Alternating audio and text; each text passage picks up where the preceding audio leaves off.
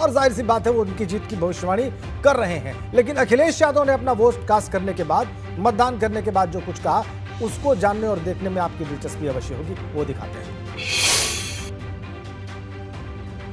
आपने अपने medical college को वो सुविधाएं क्यों नहीं दी? डॉक्टर और स्टाफ को जो सुविधाएं पीजीआई की हैं, जिम्मेदार कौन है? अगर आप अपने गोरखपुर को एक्सप्रेसवे नहीं जोड़ पाए, जिम्मेदार कौन है? और जो विकास हुआ है सफाई का, वो एक दिन का नहीं है, कितना लंबा समय हुआ। क्योंकि हमारे बाबा मुख्यमंत्री को कोई काम अच्छा करना नहीं है, अच्छा काम देखना नहीं है। और ताज्जुब तब होता है कि इनका बड़ा नेता हो, छोटा नेता हो या कोई नेता हो, सब झूठ बोल रहे हैं। कोई आतंकवादी हो, उसके ऊपर कड़ी से कड़ी कार्रवाई हो। और अगर आज और चुनाव से पहले भारतीय जनता पार्टी का आरोप लगाना, भारतीय जनता पार्टी स्ट्रेटजी से चलती है, स्ट्रेटजी से चलती है। उन्हें पता है। मुझे ये बताइए, समाजवादी पार्टी जो आरोप लगाने वाले हैं वो झूठे हैं कि नहीं हैं? इटावा में आए थे बाबा मुख्यमंत्री, क्या उन्होंने झूठी तस्वीर लगाई कि नहीं लगाई? सबसे ज्यादा असुरक्षित महिलाएं और बेटियां कहीं हैं तो उत्तर प्रदेश में, जहां राजधानी। क्या मुख्यमंत्री जो कानून व्यवस्था की बात करते हैं, क्या ये बताएंगे कि पुलिस की कांस्टेबल बिजनेस? ये सब कुछ अखिलेश यादव ने कहा। लेकिन अखिलेश यादव अब अपने घर लौट चुके हैं मतदान करने के बाद, और ठीक उनके घर के बाहर मौजूद हैं वीरेश पांडे। उनका रुख करेंगे। उनके साथ बहुत सारे लोग हैं जो अपनी अपनी भावनाएं व्यक्त कर रहे हैं। वीरेश, बिला वजह जेल भेजना, समझे? बस अब हमारी सरकार आ रही है, प्लस 300 सीटें आई हैं। सरकार आपकी आ रही है? समाजवादी की आ रही है, हमारी समाजवादियों की आ रही है, आपकी भी आ रही है। अरे वाह, सरकार ने सिर्फ आने से पहले ये बटन खुल गया लग रहा है। अरे बटन क्या है? बटन तो ये खुल ही गया, चेहरे की हंसी बता रही है। आज जो है हमारी जो है 120 सीटें हो जाएंगी आज। अच्छा, 120। दो चरण में तो 100 दे चुके हैं, इसमें 20 मिलेगी। तुम बताओ यार, तुम तो ज्योति भैया सुनो, पहले चरण में 50, फिर दूसरे चरण में 50, 100 और 150 चरण का ये चुनाव है तीसरा। इसमें हम लोग 100 जीतेंगे, 200 सीट। अच्छा, कहाँ बताओ? ऐसा है 113 सीटों का अब तक मंदान हो चुका है, 2 चरणों का। आज क्या ये 200 जो है 120 पे इनको नाराजगी हो गई? हाँ, नाराजगी हो गई ना? नहीं देखो, हम लोग, मैं बता रहा हूँ 59 सीटों पे चरण है, ये तीसरा कह रहे हैं कि 150 पार। हाँ, 150 पार। यार तुम लोग कहाँ से सब बताया? अरे ले, जमीन हम लोग वोट देते हैं जमीन पे। हाँ। थर्राटे काटे, थर्राटे। पहले जाट लैंड, मुस्लिम लैंड, अब यादव लैंड पे थर्राटे काट रहे साइकिल। मुस्लिम लैंड? हाँ, तीनों कहाँ पे? तीनों लैंड।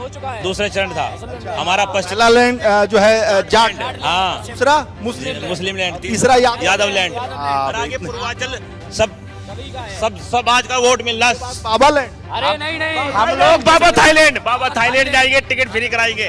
थाईलैंड एक दो टिकट हमें भी भेज दो यार। थाईलैंड का ट्रेवल एजेंसी। बिजली फ्री देंगे तुम्हें, बिजली फ्री, राशन फ्री और 2 सिलेंडर फ्री मिलेंगे।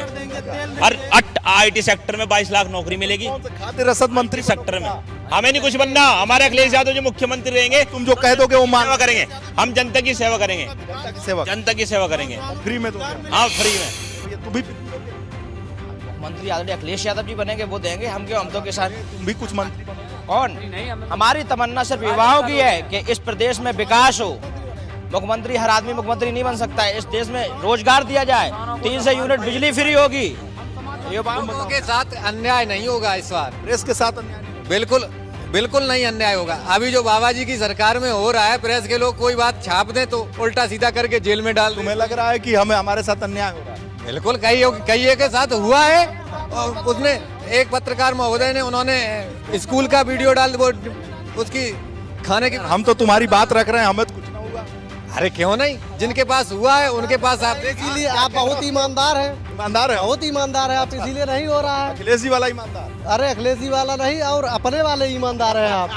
देखिए भाई, इन्होंने सर्टिफिकेट दे दिया। अखिलेश भैया की सरकार इसलिए जरूर आ रही है कि जो किसानों के गेहूं गाय खा रही है 5 साल से लगातार, बराबर नुकसान हो रहा है। इसलिए किसान सब अखिलेश भैया को। किसानों का मामला बहुत है। हाँ, किसान बहुत रोजगार का मामला है, युवाओं को नौकरी दी जाएगी। और मुख्यमंत्री जो योगी आदित्यनाथ थे उन्होंने तो कुछ किया नहीं रोजगार के मामले में। कह रहे हैं कि तो भैया रस्सा आ गया, पता नहीं क्यों रस्सा आया। ये देखिए अंदर जाने की जद्दोजहद चल रही है। अब देखिए हम लोग भी जा पाएंगे नहीं। अरे भाई हम भी अंदर, अच्छा ठीक है, हमें भी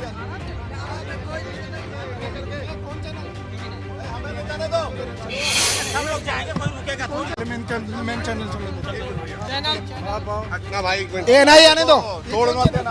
ठीक है, तो इस वक्त संभवतः मीडिया को प्रेस कॉन्फ्रेंस की जानकारी दी गई है अखिलेश यादव के द्वारा कि वो थोड़ी देर में प्रेस कॉन्फ्रेंस करेंगे और इसीलिए मीडिया इस वक्त मौजूद है उनके घर के सामने। चला गया अंदर, कैमरा बन चलो चलो। वीरेश वहीं पर है, वीरेश लगातार बात कर रहे हैं। चलो वीरेश, आप अंदर जा रहे हैं घर के, हम देख पा रहे हैं। वीरेश, आपकी लाइव तस्वीरें हम देख रहे हैं, हमारे दर्शक। आप इस वक्त अखिलेश यादव के घर के अंदर सैफई में दाखिल हो चुके हैं। हाँ, निश्चित रूप से। और ये जो मंच सज रहा है, यहीं पे प्रेस कॉन्फ्रेंस होगी अखिलेश यादव की। और आप देखिए तैयारियां चल रही हैं और हम लोगों की भी तैयारियां हैं। पत्रकार धीरे धीरे एक करके बुलाए जा रहे हैं और अखिलेश यादव की प्रेस कॉन्फ्रेंस होगी। ये धीरे धीरे सारे चैनल्स अपने अपने माइक लगा रहे हैं, मैं भी लगाऊंगा, लेकिन तब तक आपसे वार्तालाप कर लूं, बात कर लूं दर्शकों के साथ। जब अखिलेश यादव आएंगे, इतना जल्दी नहीं आएंगे। अब अखिलेश यादव ने अभी एंट्री दी है अपने आवास में, तो लगभग 15-20 मिनट लगेगा। उसके बाद हम सभी लोग उनको सुन सकेंगे। और अखिलेश यादव की प्रेस कॉन्फ्रेंस है और अखिलेश यादव की प्रेस कॉन्फ्रेंस के लिए तैयारियां चल रही हैं। अंदर से भी कुछ लोग आ रहे हैं, अंदर बाहर कर रहे हैं लगातार। ये देखिए, ये जो रस्से हैं कि कहीं मीडिया के लोग रस्से न तोड़ दें, और इसलिए बिल्कुल इस घर के बारे में बताइए। अखिलेश यादव के जो सैफई में जो घर है, उनका जो आवास है, जहां पर इस वक्त आप हैं और जहां पर ये प्रेस कॉन्फ्रेंस होने जा रही है, निश्चित रूप से हमारे बहुत सारे दर्शकों की दिलचस्पी होगी इस घर के बारे में जानने के। सैफई में जो अखिलेश यादव का ये आवास, जहां पर आप इस वक्त हैं। देखिए, आपने घर के बारे में पूछा। जी जी जी जी, देखिए ये जो घर है, ये घर आप अपना सवाल पूछ लिए। अब मैं दर्शकों को बता दूं, ये जो सैफई का घर है, ये पैतृक घर है। मुलायम सिंह यादव, अखिलेश यादव, धर्मेंद्र यादव और अभय राम यादव, जितने नाम ले सकते हैं, सभी परिवार के लोग हैं। ये उनका पैतृक घर। ये पहले ऐसा नहीं था। यहाँ इस घर पर हम लोग बहुत लगभग 2 दशक से आ रहे हैं। तो ये घर पहले छोटा था और एक सड़क है, इस सड़क जहाँ पे मैं खड़ा अंदर एंट्री हुआ, इस सड़क के उस पार एक सड़क है, यहाँ से लेकर वहाँ तक लगभग 10 एकड़ में ये घर बना हुआ है। और ये वीआईपी गेट बना है। अखिलेश यादव 2012-2017 में जब उनकी सरकार थी उस दरमियान, क्योंकि यहीं से, इसी रास्ते से एयरपोर्ट के लिए निकल जाते हैं। जब 2012 में सरकार बनी थी, उस समय होली का दिन था और होली से एक दिन पहले सरकार बनने के बाद मैं यहाँ आया था और यहाँ पर जो तस्वीरें थी उसको बयां कर दूं। ये गेट नहीं था, ये रास्ता नहीं था, ये वीआईपी गेट नहीं था, ये सड़क नहीं थी और इस तरह का कॉरिडोर नहीं था। ये जहाँ आदमी आपको दिख रहा है वहीं तक इसका अंत था और वहाँ पर फॉग हुआ था। मुलायम सिंह यादव और अखिलेश यादव थे, मुख्यमंत्री बनने के बाद अखिलेश यादव यहाँ आए थे। वो उस बात को भी मैं बताऊंगा जरूर। 2012 का वक्त, यानी 10 साल, 1 दशक के अंदर यहाँ की तस्वीरें बदली हैं। बहुत सारे ऐसे लोग हैं, कार्यकर्ता हैं, नेता हैं, दर्शक हैं जो यहाँ आए होंगे। उनको मैं बता दूं कि ये सैफई का वो स्थल है जो समाजवादी पार्टी के लिए तीर्थ स्थल है, यानी उनके लिए एक पूजा का स्थल है, उनके लिए एक पवित्र स्थल है, उनके लिए ये अयोध्या है, उनके लिए मक्का मदीना है, उनके लिए जो भी कह सकते हैं। क्योंकि जो समाजवादी है, जो अखिलेशवादी है, उसके लिए तो ये तीर्थ है। तीर्थ इस लिहाज से कि लोग आते हैं और आकर इस घर को दर्शन करते हैं, इसको छूकर इसके गेटों को निकल जाते हैं प्रणाम करके। ऐसा लोग, सैफई के लोग बताते हैं कि बहुत सारे ऐसे समाजवादी हैं, अखिलेशवादी हैं जो आते हैं और गेट का दर्शन करके चले जाते हैं। और अगर अखिलेश यादव सैफई में हो, मुलायम सिंह यादव सैफई में हो, तो फिर यहाँ का रौनक भी बढ़ जाता है। देखिए, सिक्योरिटी के लोग हैं, काफ़ी अलर्ट पे हैं, जो मुख्य पीएसओ हैं वो भी लगे हुए हैं कि यहाँ पर अखिलेश यादव आए तो कोई तारतम्यता बनी रहे और डिसिप्लिन भी बना रहे।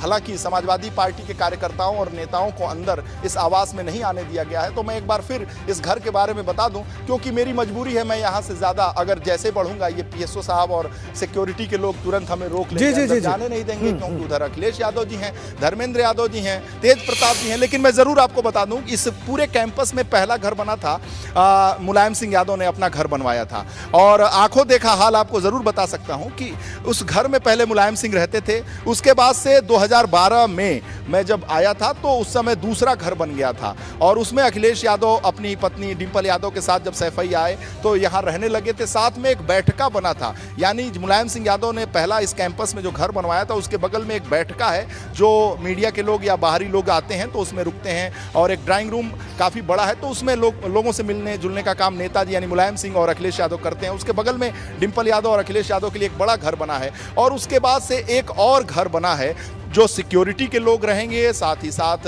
उस घर में जो विशिष्ट अतिथि सैफई में आएंगे, अखिलेश यादव के जो मित्र दोस्त होंगे वो रहेंगे। तो ये इस तरह से वहाँ 4 घर हैं इस कैंपस के अंदर। देखिए पीएसओ बिल्कुल बिल्कुल बिल्कुल वीरेश, आप अपनी बात जारी रखिए, सभी कर रहे हैं अपनी बात जारी रखिए, लेकिन मेन गेट जिसको आपने वीआईपी गेट बताया उसकी तस्वीरें हमें मिल रही हैं, तस्वीरें हमें मिल रही हैं। ये देखिए आप मुलायम सिंह यादव की तस्वीर, मुलायम सिंह यादव वोट डालने पहुंचे हैं। ये एक और बड़ी तस्वीर, एक और महत्वपूर्ण तस्वीर आज के मतदान की। यादव लैंड में होता हुआ ये आज का तीसरे चरण का मतदान और अपने मताधिकार का प्रयोग करने पहुंचे हैं मुलायम सिंह यादव, समाजवादी पार्टी के संस्थापक, समाजवादी पार्टी के फाउंडर, और फिलहाल उनकी भूमिका संरक्षक की है और उन्होंने प्रचार भी कर दिया है शुरू। इस बार के चुनाव में इस बार मतदान करने पहुंचे हैं। सैफई में ये सारे वोट मुलायम सिंह यादव परिवार के और अपने मताधिकार का इस्तेमाल करने पहुंचे हैं मुलायम सिंह यादव, सबसे वरिष्ठ नेता समाजवादी पार्टी के। तो आ गए अखिलेश यादव बीच में अखिलेश यादव प्रेस कॉन्फ्रेंस करने के लिए पहुंच चुके हैं। वीरेश वहीं पर हैं। वीरेश, आप बयान कर रहे थे लेकिन इस वक्त आज क्यों क्या खो रहे हो?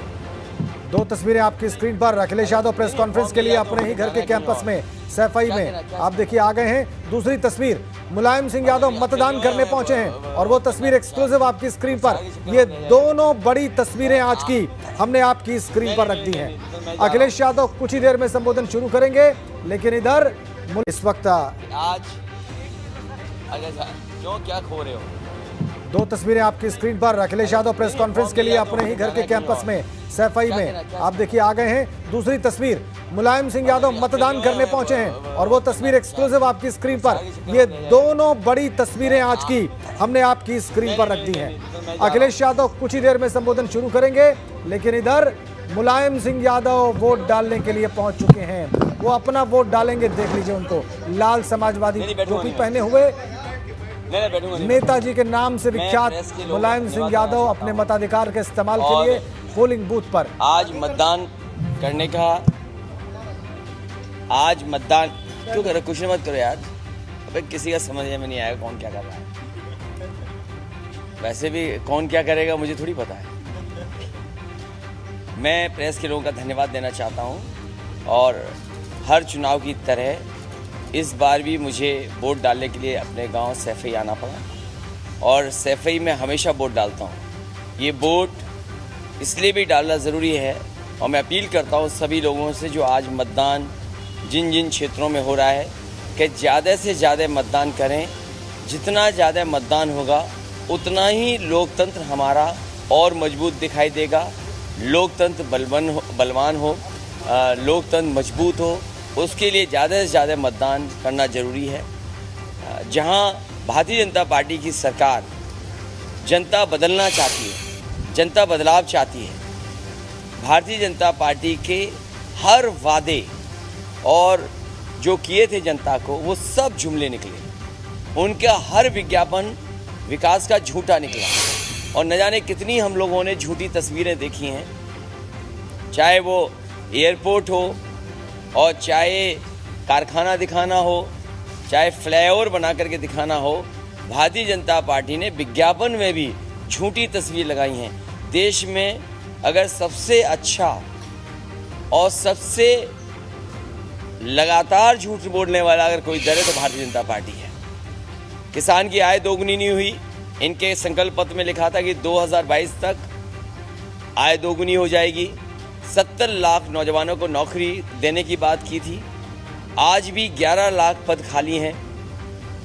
बड़े बड़े इन्वेस्टमेंट मीट हुए जिसमें कि MOU साइन हुए 5 लाख करोड़ तक का।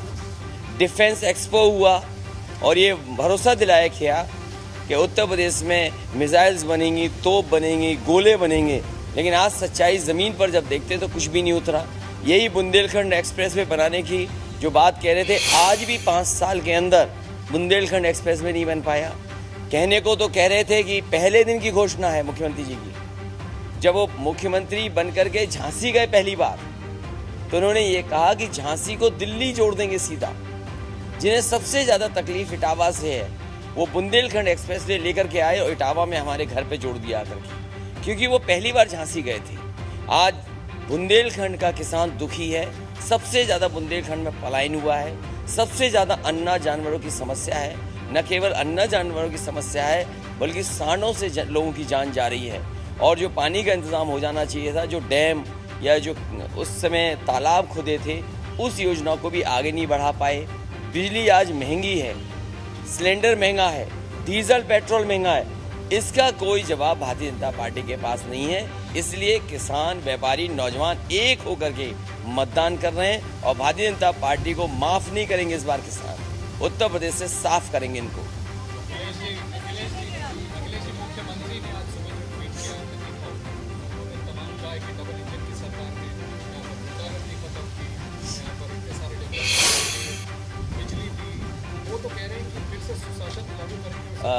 मैं समझता हूं कि लखनऊ की खबर भी आपने पढ़ी होगी कि बिजनौर की एक कांस्टेबल कई दिनों से लापता थी और उसके बाद नाले में उसकी लाश मिली है।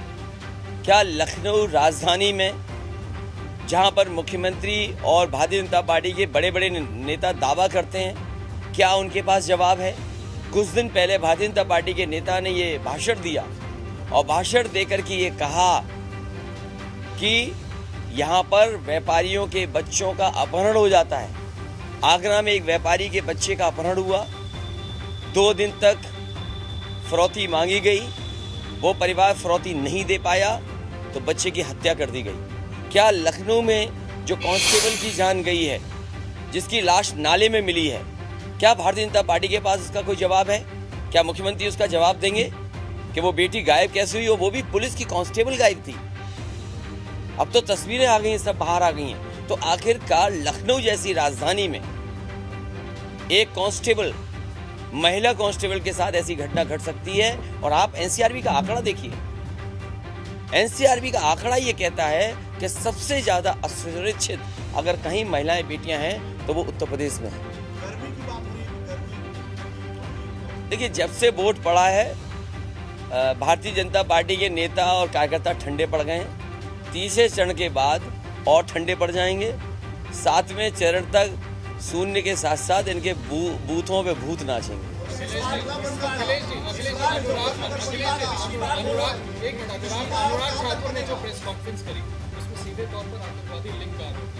मुझे खुशी, एक बहुत सीनियर जर्नलिस्ट हैं और मैं आपसे कहूंगा, अगर ये सवाल मुझसे पूछ रहे हैं तो ये भी आप जानकारी देना कि अगर तस्वीर ही पैमाना है किसी का, तो देश से पैसा ले जाने वाले उद्योगपतियों की तस्वीर किस नेता के साथ है।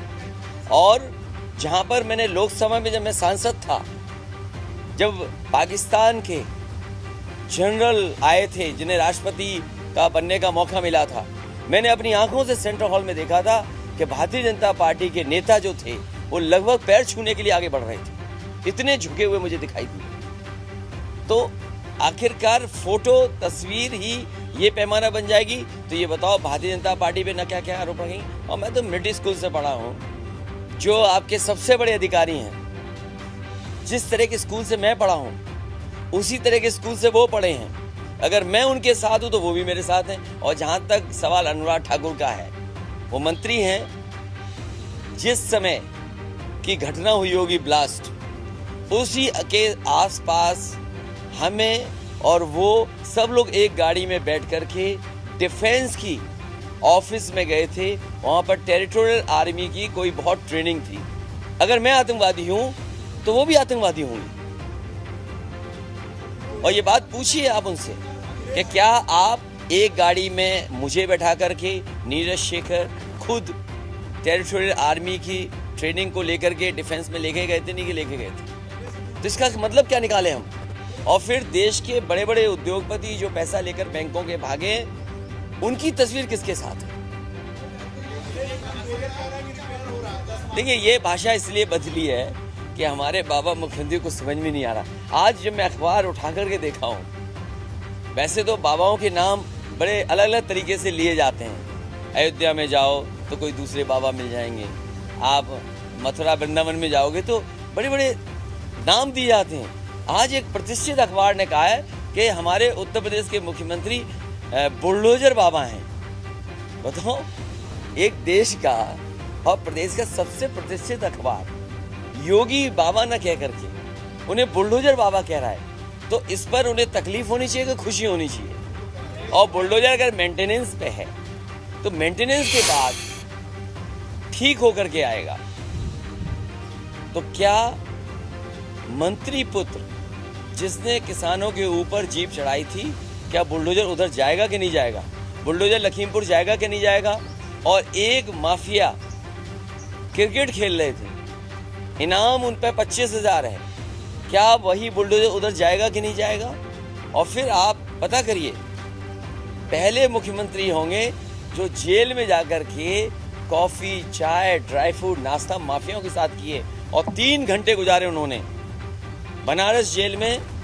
क्या माफियाओं के साथ 3 घंटे गुजारे कि नहीं गुजारे, ये बताओ आप। ये मुझे जानकारी नहीं है, अगर मुझे सीसीटीवी रिकॉर्डिंग मिल जाए तो शायद मैं बता सकूंगा कि किसके साथ 3 घंटे उन्होंने गुजारे थे, चाय, नाश्ता, ड्राई फ्रूट खिलाए थे। और मैं एक एक पत्रकार को जानता हूं, उनके चेहरे से पढ़ सकता हूं, आपको पता है लेकिन आप बताओगे नहीं। सर, आप बुलडोजर की बात करते हैं, भाजपा सरकार में ऐसी बहुत सारी जगह है जहां बुलडोजर नहीं पहुंच पाया। सरकार में आने के बाद क्या नहीं, उस बुलडोजर को देखिए, ये चुनाव इसलिए है कि प्रदेश कानून से चले, नियमों से चले, संस्थाएं मजबूत हों।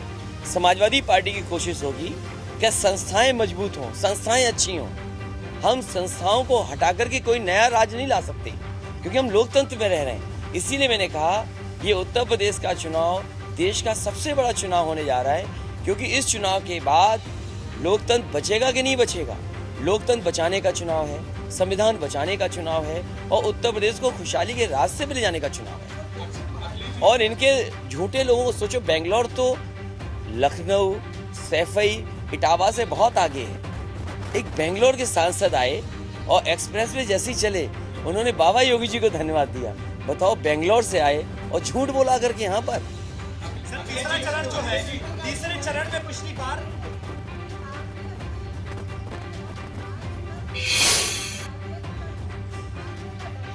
देखिए, बीजेपी से आप कंफ्यूज मत होइए।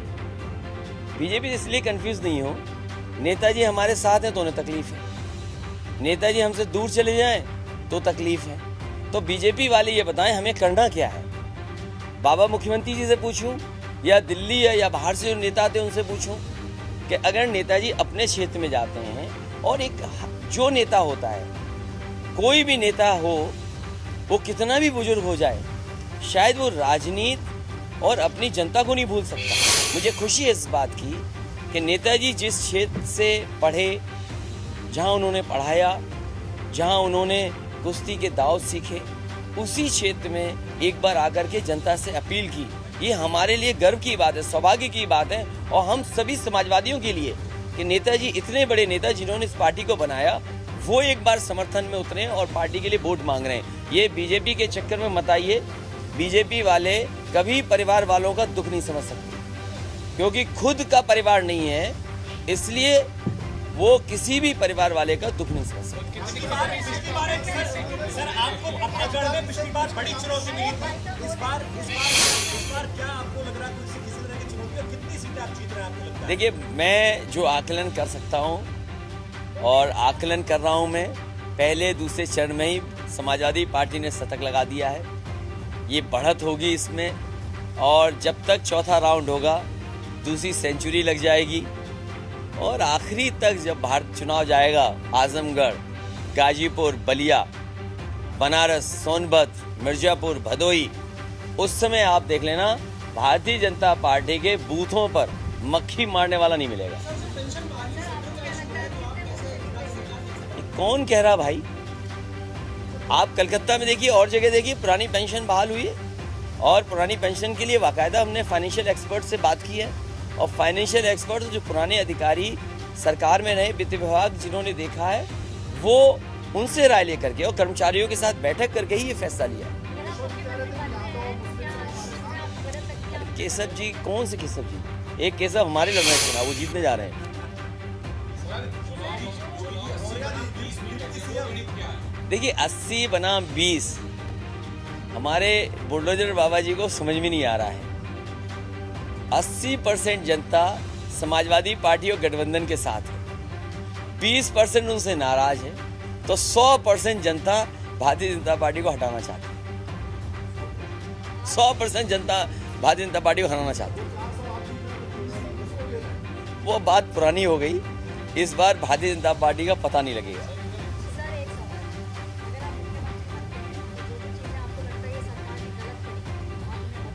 मैं आपसे कहूंगा कि आप मिठाई खा के जरूर जाना। और समाजवादी पार्टी ने अगर ये एक्सप्रेस वे न बनाया होता तो शायद हरकुलिस लेकर के प्रधानमंत्री जी उस एक्सप्रेस वे पर नहीं उतर पाते। समाजवादी पार्टी की कोशिश होगी कि उत्तर प्रदेश का इंफ्रास्ट्रक्चर कैसे बेहतर हो। जिस समय कोरोना और बीमारी आई, उस समय लोगों ने ये महसूस किया कि अस्पताल, दवाई और तमाम इंतज़ाम हो जाते तो उनके घर परिवार लोगों की जान बच जाती। अस्पताल अच्छे बने, इंस्टीट्यूशन अच्छे बने, और आज के समय पर जो कोर्सेज, जिस तरह की पढ़ाई नौकरी दे सकती है, उस तरह का काम होना चाहिए।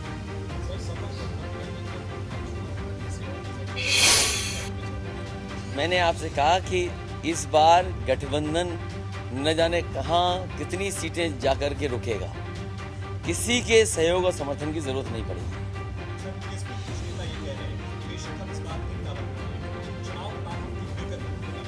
मैं अभी कुछ नहीं कहना चाहता हूं, लेकिन बहुत बड़ी संख्या में अम्बेडकरवादी ये महसूस कर रहे हैं कि जिस तरीके से आरक्षण से खिलवाड़ हो रही है, संविधान से खिलवाड़ हो रही है, वो बड़े पैमाने पर समाजवादी पार्टी के साथ खड़े हो गए हैं। और आपने तो वो कहावत सुनी होगी, न रहेगा बांस न बजेगी बांसुरी।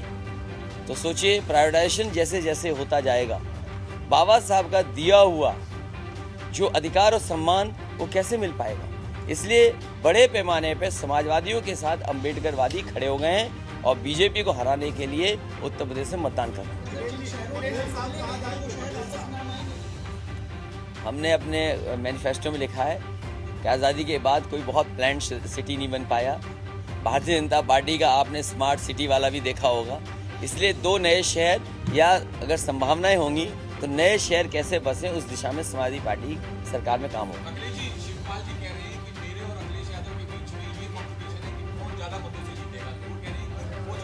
मैं तो चाहता हूं, क्योंकि मैं खुद वोट देकर आया हूं, तो चाचा ही जीते।